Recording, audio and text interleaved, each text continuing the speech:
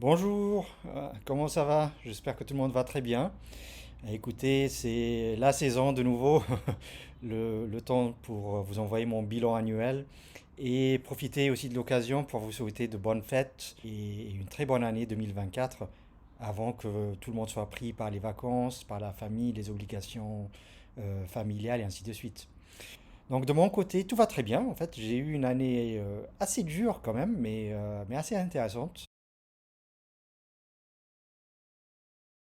Bah, il faut commencer par la maison. Ce fameux projet qui a duré un peu moins de 2 ans, mais qui est finalement fini. Donc là, il y a une nouvelle maison avec un grand jardin, avec un mode de vie complètement différent. Il faut s'y habituer. Mais en gros, je suis très satisfait avec le résultat que ça a donné. Je vais partager avec vous des photos.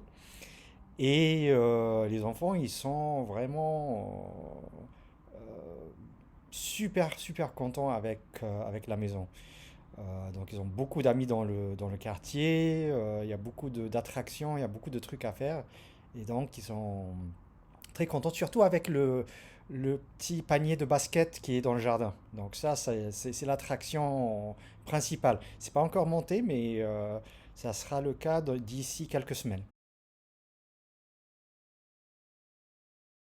La semaine prochaine, donc aujourd'hui on est le 16 novembre, le 24 novembre on reçoit nos premiers amis. Donc on fait, comme les Américains l'appellent, un housewarming, donc un réchauffement de maison avec des amis qui nous sont les plus proches. Donc on prépare une soirée assez intéressante avec un peu de chant, un peu de musique, de karaoké, de bonne bouffe et de bonnes blagues. Voilà. Côté boulot, bah écoutez, c'est pas le luxe, hein, l'Égypte en ce moment traverse une crise économique qui est assez sévère. Donc les prix ont pratiquement quadruplé en moins d'un an. C'est affolant, c'est super dur. Et je ne vous cache pas, ce mois marque le dernier mois de difficultés financières pour moi. C'est la première fois où je vois mon compte à la banque qui s'approche d'un zéro, vraiment un grand zéro. Et ça m'a beaucoup inquiété, je ne vous cache pas. Surtout qu'il n'y a pas énormément de travail en ce moment en Égypte. Donc les projets sont tous presque arrêtés. Il y a très peu de clients qui peuvent dépenser. Et du coup, bon, il n'y a pas grand-chose qui se passe, il faut avouer. Euh,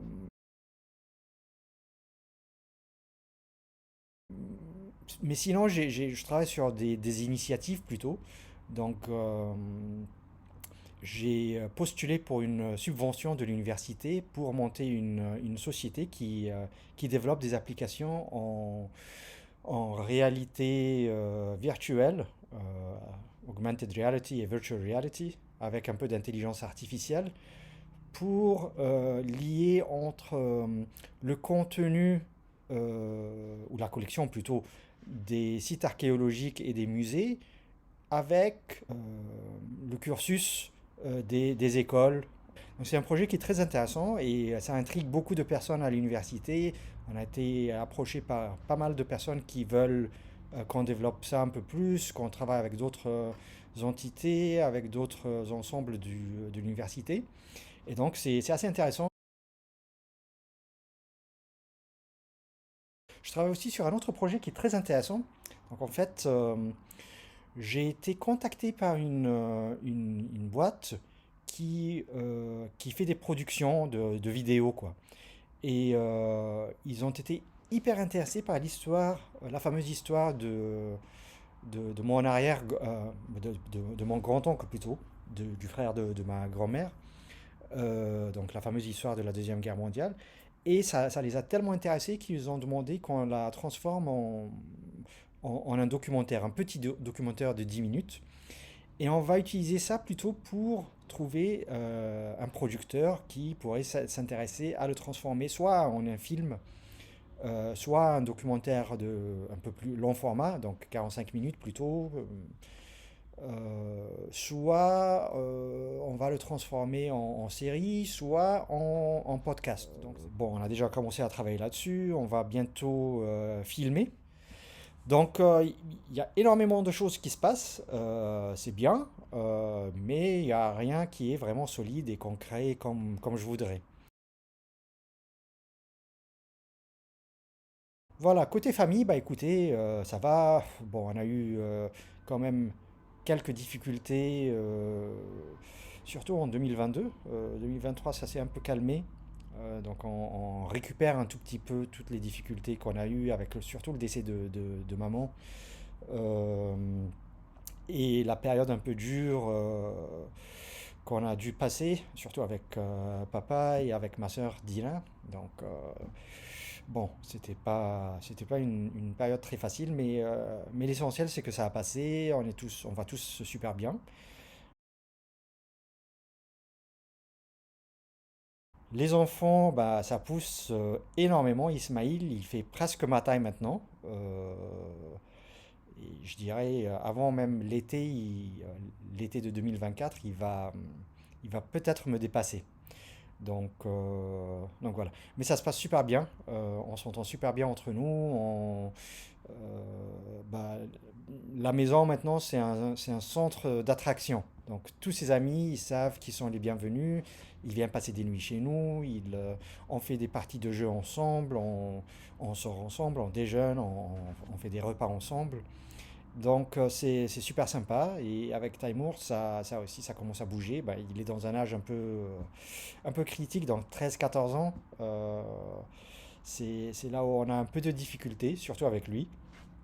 Mais je vois des indices d'amélioration, donc c'est un bon signe.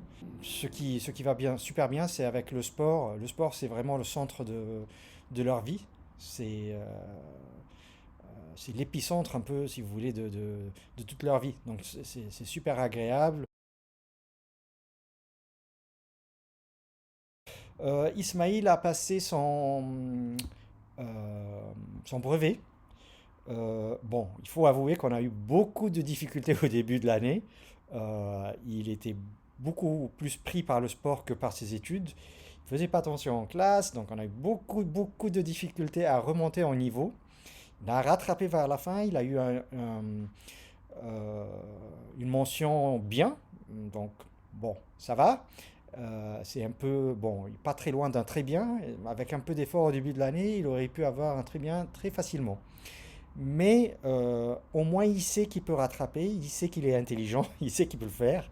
Et cette année, les résultats sont très satisfaisants, je dois dire. Il est très sûr de lui-même, il est très content avec ses résultats.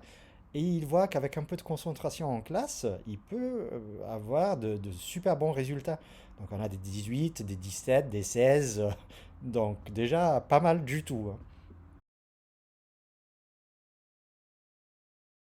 Sinon, projet voyage, ben, pas énormément. On a beaucoup de difficultés avec le déplacement à l'étranger, avec avoir euh, à utiliser nos cartes bancaires à l'étranger. C'est pas très rassurant, mais on a beaucoup de limitations sur comment on peut dépenser, sur quoi on peut dépenser. euh, pendant une durée d'un mois, par exemple. C'est super compliqué et ça rend le voyage très stressant, mais vraiment très stressant. Et comme je vous ai dit, donc le taux de change a vraiment augmenté. Donc avant 1 euro, c'était 8 livres, maintenant c'est 40. Donc 5 fois le prix que c'était. C'est hallucinant, c'est hallucinant. Ce qui fait que les prix ne sont plus abordables. Donc il faut quand même rester un peu dans son coin, se contenter de déplacements un peu en local, euh, jusqu'à ce que la situation se redresse.